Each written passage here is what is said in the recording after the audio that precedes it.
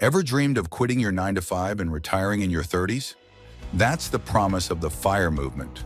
Financial independence, retire early. But is it a dream worth chasing or a financial fantasy?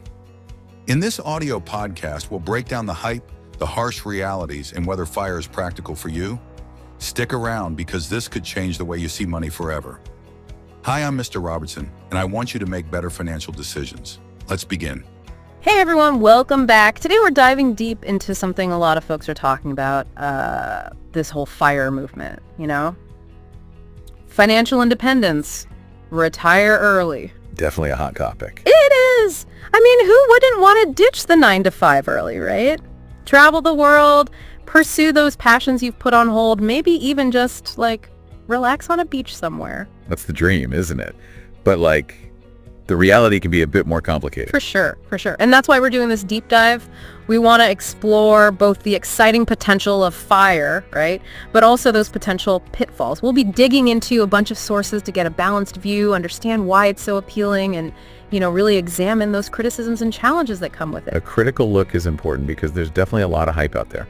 Totally. So let's break it down. First off, what exactly are we talking about when we say FIRE? What does it actually look like? Well, our sources point to 4 main types of FIRE: lean FIRE, fat FIRE, barista FIRE, and coast FIRE. Each one kind of caters to a different vision of early retirement and financial goals. Like different flavors of FIRE, right? Okay, so lean FIRE, what's that all about? Lean FIRE. Think extreme frugality. Cutting back on pretty much everything. Tiny houses, super strict budgets, really living simply. Okay, so maybe not for everyone, huh? Right. It takes incredible discipline. The focus is on reaching financial independence as fast as possible, even if it means pretty big sacrifices in the present. Gotcha. So what about fat FIRE? Sounds a little more comfortable, maybe. Definitely. Fat FIRE is for those who want to keep a higher standard of living in retirement.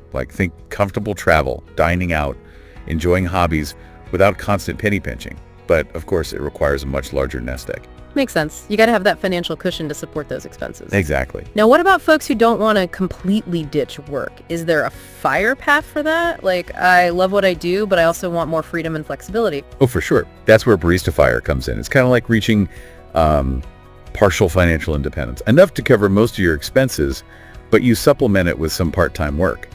So like a semi-retirement, still earning, but with way more freedom. I like that. Okay, and then there's this coast FIRE. What's that all about? Coast FIRE is It's basically reaching a point where your investments are growing enough to cover your future needs, but you don't have to actively save anymore. You just kind of coast to your target retirement age. That sounds almost too good to be true, but I guess it relies heavily on, what is it called? Compound interest? Yeah, compound interest is doing the heavy lifting over time. Okay, so we've got the different types, but let's dig into why FIRE appeals to so many people. Yeah. Why is this idea catching on like wildfire?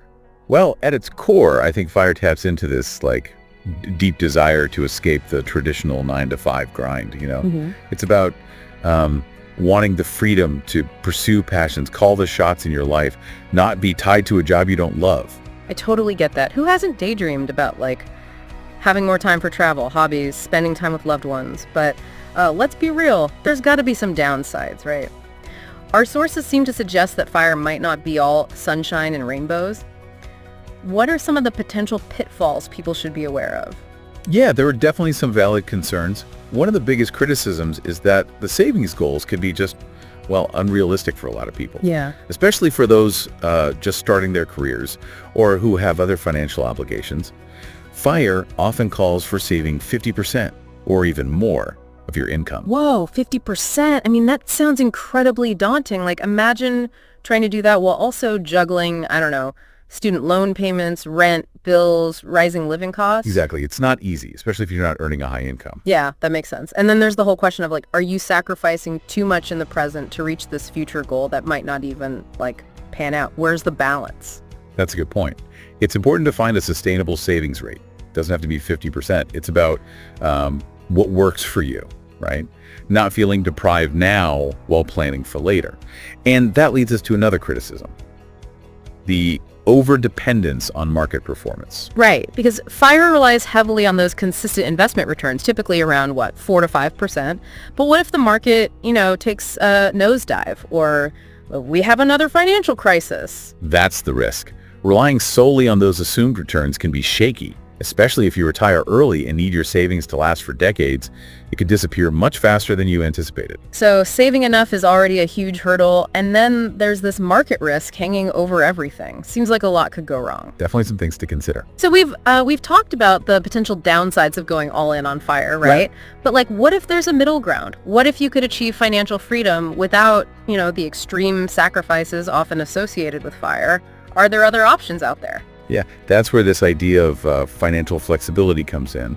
Our sources kind of position it as like an alternative path, a way to balance, enjoying life now with securing your financial future. So instead of like striving for that extreme early retirement, it's more about building a solid financial foundation, right? Yeah. Something that gives you more wiggle room and options. Exactly. It's about having diverse income streams, manageable debt, a healthy emergency fund. Like, it's about having that safety net to weather financial storms without, derailing your long-term goals. Okay, so like, how do we actually build this financial flexibility? What are the key ingredients? Well, one important piece is exploring, side hustles or like passive income streams. I've heard a lot about that. It could be anything from freelancing to creating online courses, maybe even building a small business, anything that diversifies your income so you're not just relying on one job. Makes sense. So if one income stream dries up, you have others to fall back on. Exactly.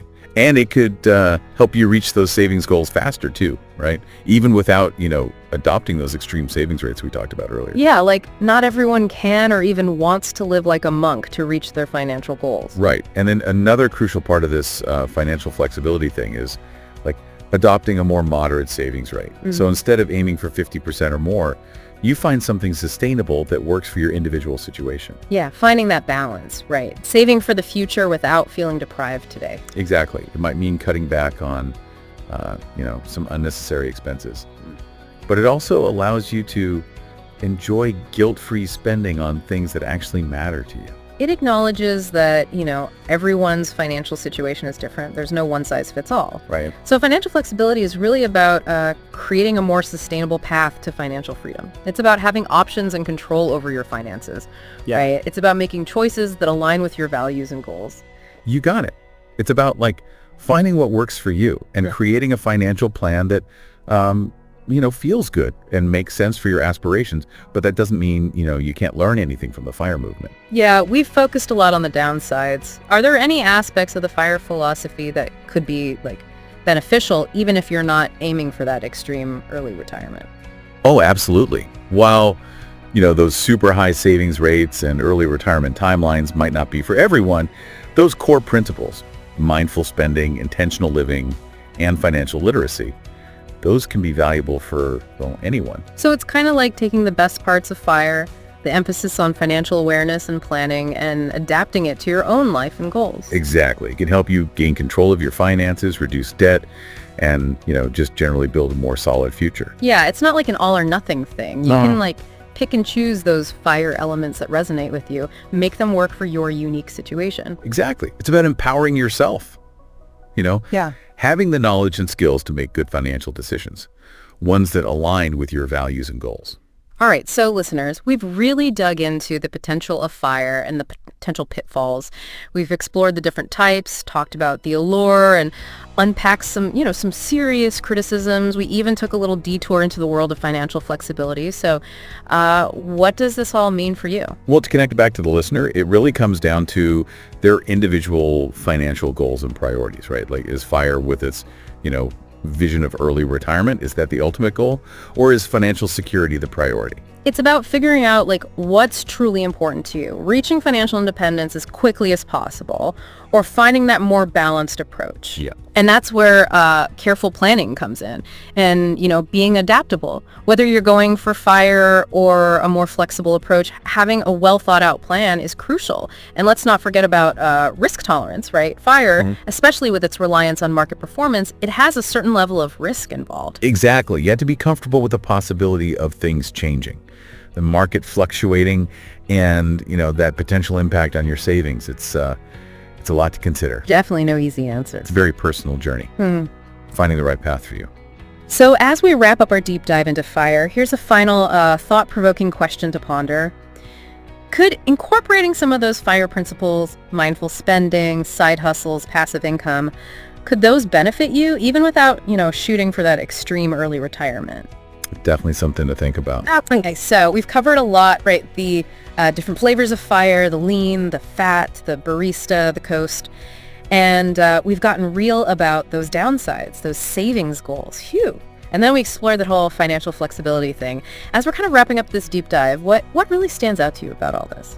What gets me is how FIRE has really sparked this whole conversation about our relationship with work and money. It's not just about retiring early. It's deeper than that. It's about questioning those assumptions of the 9 to 5, that grind, asking ourselves, what does a fulfilling life actually look like? Is it tied to that traditional career path? Or is there another way? It's like FIRE has kind of shaken things up, made people rethink their priorities. Even if they don't, go all in on early retirement. They're thinking about financial independence, mindful spending, creating options.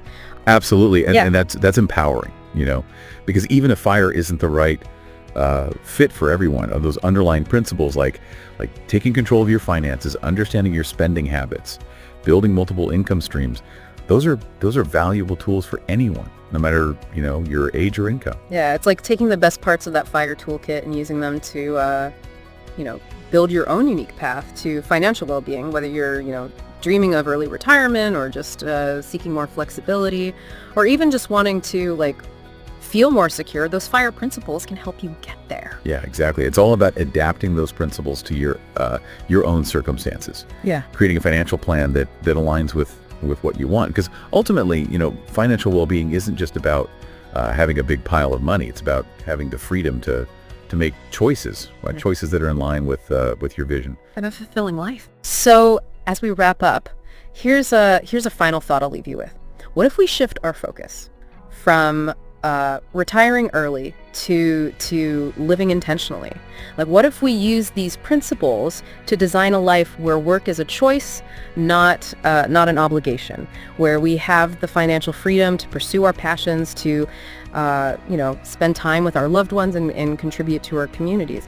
FIRE might not be the answer for everyone, but it definitely gets us thinking about how we can create a more fulfilling and financially secure future. I think that's a great takeaway. And remember, this whole journey to financial well-being, it's not a destination, right? It's a process. It's ongoing. It's about learning, adapting, and making those choices, the ones that align with your values. Keep exploring, keep learning, and keep building that foundation, the one that empowers you to live the life you truly want. And on that note, we'll sign off. Thanks for joining us for this deep dive into FIRE.